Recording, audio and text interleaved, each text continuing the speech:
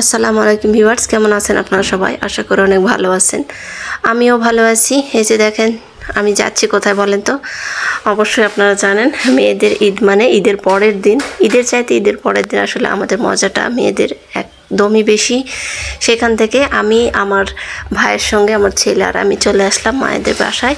আম্মুদের এখানে এসে দেখি আমার ফুপিরা সব আন্টিরা সব চলে এসেছে, দাওয়াতি মেহমানেরা।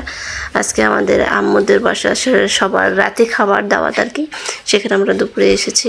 তো আমাদের এক বড়ামোর বাসায় দুপুরের দাওয়াত ছিল, সেখানে খাওয়া দাওয়া দুপুরের হবে। তো আমি তো মেহেদিটা আমার দেওয়া হয়ে ওঠেনি, যদিও আমি দিতে পারিনি, সময়ও ছিল না।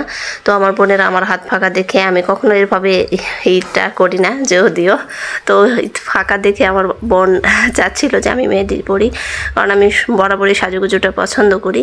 তো যার কারণে ও দিয়ে দিচ্ছিল। আমাকে দেওয়ার পরে আমার দুই হাতে দিয়েছি, দু হাতে দেওয়ার পরে আমার মেজ বোনকে ও দিয়ে দিচ্ছে আর কি। তো ও আবার খুব সুন্দর করে দিতে পারে, মেহেদি আর্টিস্ট বলতে পারেন, মেকআপ আর্টিস্ট, সব কিছুই, অনেক কিছু ওকে বলা যায়। সেখান থেকে আমরা বরাব্বু এসেছি, বড় না মেজো বরাব্বু এসেছে আর কি অনেকদিন পর। মোটামুটি কত বছর যে অর্জনারদের সঙ্গে আমাদের দেখা হয় না, তার কারণে যাচ্ছি বড়াম্মুদের বাসায়।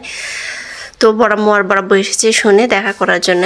আমি সচরাচর কোথাও যেতে যাই না বা যাই না, তো সবাই যাচ্ছে, রিকোয়েস্ট করলো, তাই দেখাও করতে যাচ্ছি। জানি না আবার কবে দেখা হবে।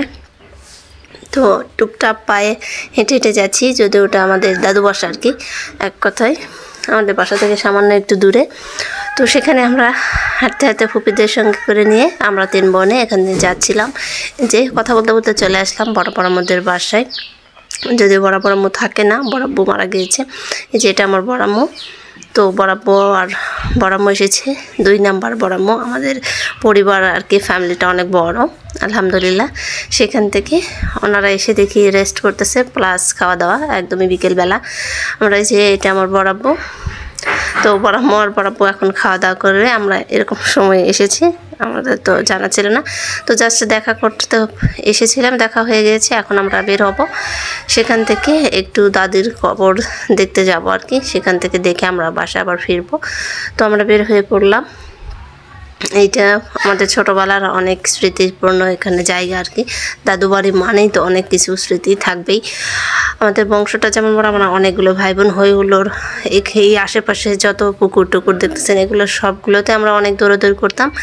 তারপর সেখান থেকে চলে আসলাম, এসে দেখি আম্মু পিঠা বানাচ্ছে। আম্মু আর আম্মুর কাজে হেল্প করে একটা আন্টি, তো তিনি পিঠা বানাচ্ছিলেন আর আম্মু কি রান্না করবে রাতে।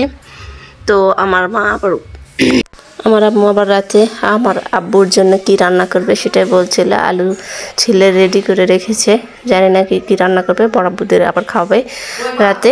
তো আমার আব্বু আবার ভর্তা পছন্দ করে, যার কারণে খাওয়াবে, তো ভর্তা করবে, এই হলো ব্যাপার। আর বিকেলবেলা আপুপি চলে যাচ্ছে আর কি, আন্টিরা চলে যাবে, নাস্তা করতেছে ওনারা। নাস্তা সবাই মিলে একসঙ্গে পিঠা বানিয়েছে, সেটা মিষ্টি সেমাই যা ছিল সবাই মিলে একসঙ্গে হইলো, আনন্দ করে খেলাম। তো আরও 2টা আন্টি আমাদের আজকে আসতে পারেনি আর কি, হয়তো বিকেলবেলা চলে আসবে ইনশাল্লাহ।